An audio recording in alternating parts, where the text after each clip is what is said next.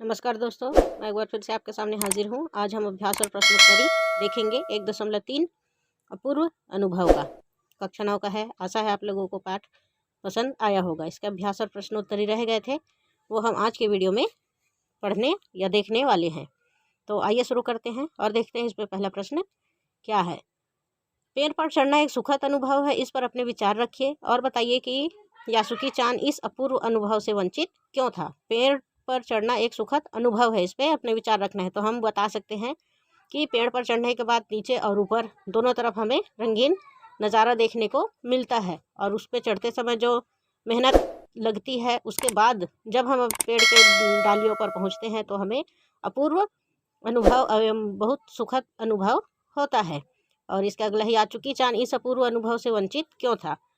यासुकी चान इस अपूर्व अनुभव से वंचित इसलिए था क्योंकि वह विकलांग थे और वह किसी पेड़ पर नहीं चढ़ पाती थी। इसलिए ना तो उसका निजी कोई पेड़ था और ना ही अपने किसी पेड़ पर वह चढ़ पाती थी, और ना ही उसे कोई चढ़ने के लिए न्योता देता था। अगला है, तोतो चान ने माँ से कहा कि वह यासुकी चान के घर डेने चोफू जा रही है। यह बात कहते हुए इसकी नज़रें जूते की फीते पर क्यों गड़ी रही। वह कौन सी स्थितियाँ होती हैं जब आप अपने बड़ों से आंखें चुराते हैं, लिखिए। इसका उत्तर है, तोतो चान ने माँ से कहा कि वह यासुकी चान के घर जा रही है। इसका तात्पर्य यह था कि वह यासुकी चान को अपने पेड़ पर चढ़ने के लिए आमंत्रण दी थी, किंतु माँ से वह यह बात छुपा रही थी और माँ से झूठ बोल रही थी, इसलिए उनकी नज़रें फीते पर गड़ी हुई थी। जब हम कोई झूठ बोलते हैं, कोई गलत काम किए रहते हैं जो हमें नहीं करना चाहिए, ऐसे काम यदि हम करते हैं तो हमें अपने बड़ों से आंखें चुराने की स्थिति आ जाती है।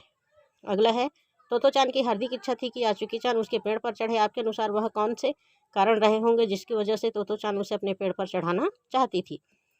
तो इसका उत्तर है, तोतो चान की हार्दिक इच्छा थी कि यासुकी चान उसके पेड़ पर चढ़े। क्यों? क्योंकि वह एक विकलांग थी और उसके पास कोई भी निजी पेड़ नहीं था, और पेड़ पर चढ़ने के लिए जो सुखद अनुभव होता है, वहाँ पर चढ़ने के बाद जो नज़ारा देखने के लिए मिलता है, उससे वह वंचित थी।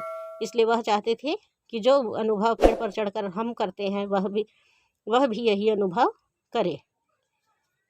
अगला है, तो ऐसा होता है पेड़ पर चढ़ना। यासुकी चान के इस कथन को ध्यान में रखते हुए पेड़ पर चढ़ने के बाद हुई खुशी को अपने शब्दों में लिखिए। तो ऐसा होता है पेड़ पर चढ़ना। उन्होंने जब पेड़ पर चढ़ना शुरू किया तो उनके पास कुछ भी नहीं था। उन्होंने इधर उधर से क्या किए, सीढ़ी लाए और उस पर मेहनत करते हुए एक दूसरे का सहारा लेकर वे चढ़े। उसको कहा कि यह ऐसा होता है पेड़ पर चढ़ना। और पेड़ पर चढ़ने के बाद उनको ऊपर और नीचे दोनों तरफ खूब अच्छे अच्छे नज़ारे देखने को मिले, जिससे उसकी खुशी का ठिकाना ना रहा। अगला है, तोतो चान द्वारा यासुकी चान को पेड़ पर चढ़ाना एक जोखिम भरा काम था। आपके अनुसार तोतो चान का यह कार्य उचित था या अनुचित, अपने विचार लिखिए। तोतो चान द्वारा यासुकी चान को पेड़ पर चढ़ाना एक जोखिम भरा काम था क्योंकि वह एक विकलांग थी। यदि किसी प्रकार का उसमें होता डगमगाते तो वह नीचे भी गिर सकती थी, उसको चोट भी लग सकता था, इसलिए यह एक अनुचित काम था। अगला है, दृढ़ निश्चय और कठिन परिश्रम से पेड़ पर अपने मित्र को चढ़ाने के बाद तोतो चान और यासुकी चान को किस प्रकार की खुशी हुई, उसे अपने शब्दों में लिखिए। दृढ़ निश्चय अर्थात उन्होंने यह निश्चय कर लिया था कि हम अपने दोस्त को पेड़ पर चढ़ाएंगे। बहुत मशक्क़त और मरम्मत के बाद, बहुत मेहनत से वे दोनों पेड़ पर चढ़ गए और दोनों एक साथ बैठकर इधर उधर की बातें करने लगे और गप्पे लड़ाने लगे, जिससे उनको बहुत खुशी हुई कि आखिरकार इतनी मेहनत करने के बाद वह दोनों पेड़ पर चढ़ ही गए।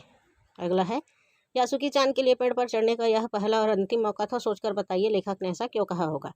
यासुकी चान के पास अपना निजी कोई पेड़ या वृक्ष नहीं था जिस पर वह प्रतिदिन चढ़कर सुखद अनुभव कर सके, जो कि तोतो चान ने उसको अपने वृक्ष पर चढ़ने के लिए न्योता दिया था। यदि उसने न्योता दिया था तब जाकर वह कहीं पेड़ पर चढ़ पाए, किंतु ऐसा नहीं होता। वह आमंत्रित नहीं करता यदि अपने पेड़ पर चढ़ने के लिए, तो वह शायद ही कभी किसी पेड़ पर चढ़कर अपना सुखद अनुभव और वहाँ का नज़ारा देखकर खुश हो पाती। तो ये था हमारा 1.3 कक्षा 9 का अभ्यास और प्रश्नोत्तरी। आशा है आप सब लोगों को अच्छा लगा होगा। अगले वीडियो में हम इकाई 2 देखेंगे। इसमें स्थानीय परिवेश, कला और संस्कृति के बारे में बताया गया है। आज के लिए इतना ही। धन्यवाद। जय हिंद।